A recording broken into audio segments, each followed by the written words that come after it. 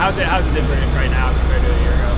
Well, I mean, last year, first practice, it was alarming, and I would say we are way more comfortable with what the expectations are, and with kind of the manner in which we practice and the mindset towards attacking things and doing hard things together. And so I feel great about that. Now, this was still practice one, but mistakes are mistakes. I'd expect that. We have a lot of young players that are getting folded in. That, we have to be patient with their development.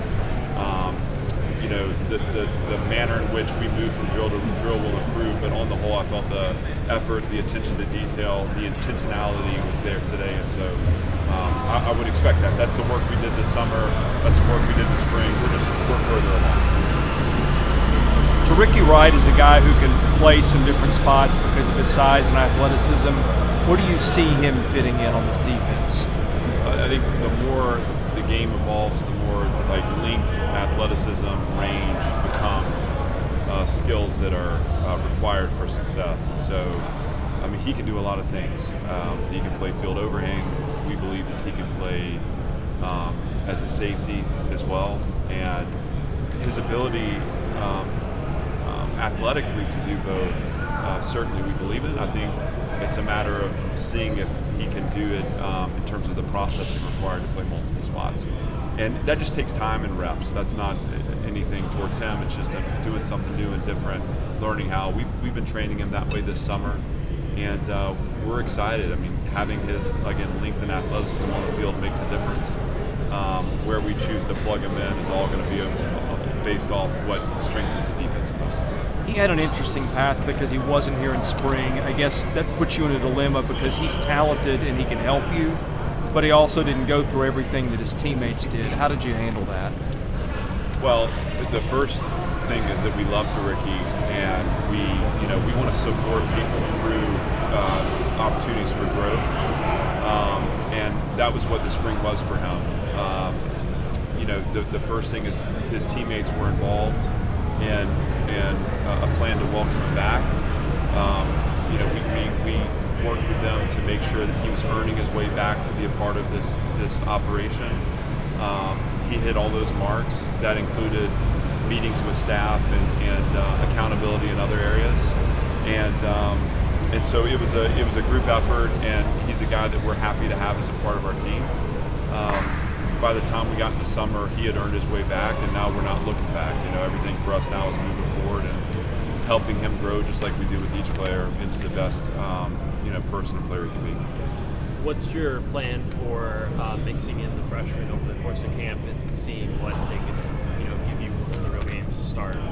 Well, we're functioning in most every competitive period. We weren't able to do them all because we were inside today, but we're gonna two-spot those drills so that we're getting all four lines work, and that's gonna give us a chance, at least in the first week, if we can stay healthy. It'll give us a chance to see them compete, see them actually take meaningful reps, and determine who's kind of ready to progress into that preparation for game mode. But the truth is, with any freshman, Miles Capers is an example of this last year, just off the top of my head, but those guys continue to progress. Comes a point where, for most guys, they lock in and they figure it out, and we want to see who's got it early, and then certainly we're going to continue to give guys opportunities as we get to the end of fall camp and into the season. Just every week, it's about putting the best 11 we can on the field, and we want to give opportunity for growth and for guys to have a chance to do that. How does Jacob Brammer fit in? Well, we expect with his play experience that he's going to have an opportunity to make us better in our first five, but he's got to earn that too. And we have a number of young players that are pushing, and experienced veterans that are going to be pushing for those spots. And so we want to let that competition happen organically. I don't think there's very few guys right now that we have really locked into spots. We want this team to take shape over the next few weeks, and so we're excited about Jacob, and learning a new system and teammates. That's a process, but with his experience, obviously we think once he kind of gets his feet settled that he can make a difference for us. I wanted to clarify with on Mike. He's just the starter for the start of fall camp, right, as opposed to Hawaii, and then does that mean he gets sort of the lion's share of live reps because of that, or how does that function?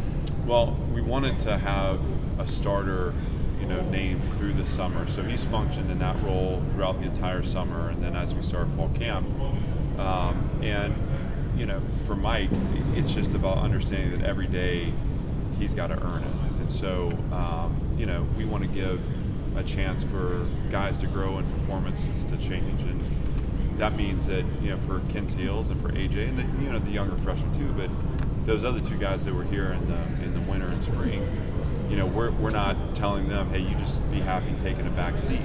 This is where you are. This is what you need to do to get where you want to go. Mike has to continue to push himself. He's got to lead from the front. He's got to take on all the burdens that come with being the starting quarterback. We have to help him with that. And so in that sense, we're still allowing for competition. But right now, Mike takes the snaps as the number one.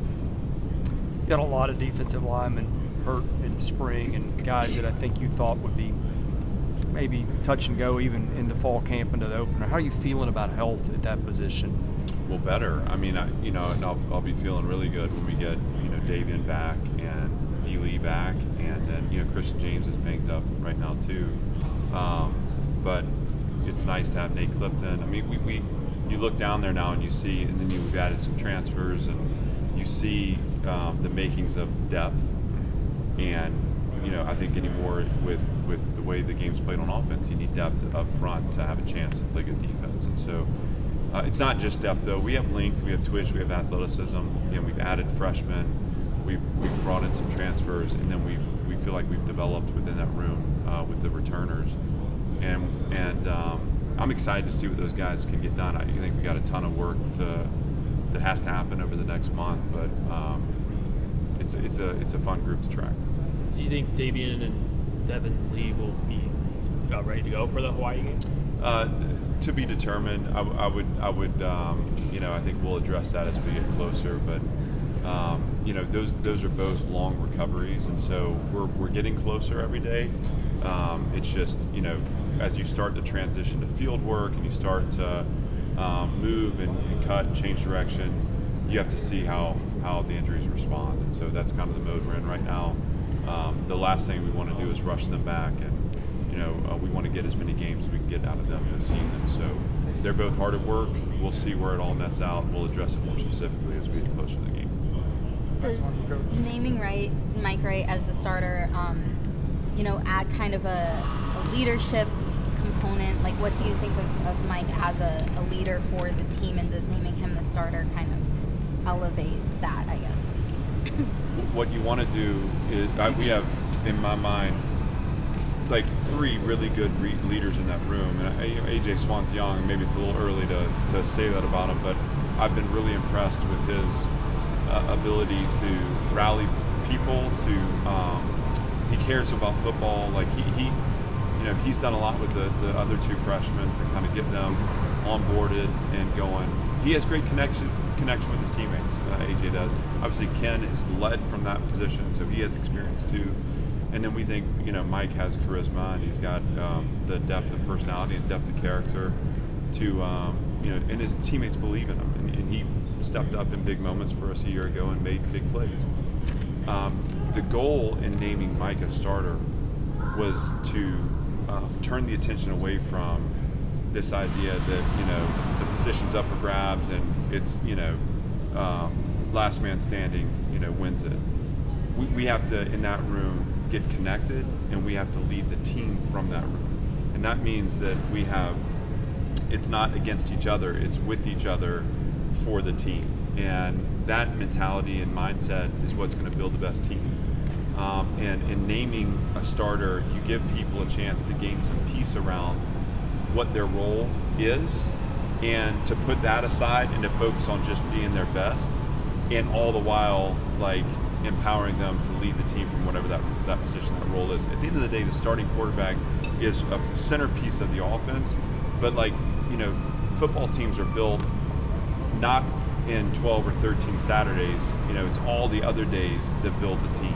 And so I'm really interested in seeing all the quarterbacks step into a leadership role and take on that personality. And if we can take the focus off just the battle on the field, I think we start to strengthen off the field. Thanks, Coach. Thank you guys. I appreciate it.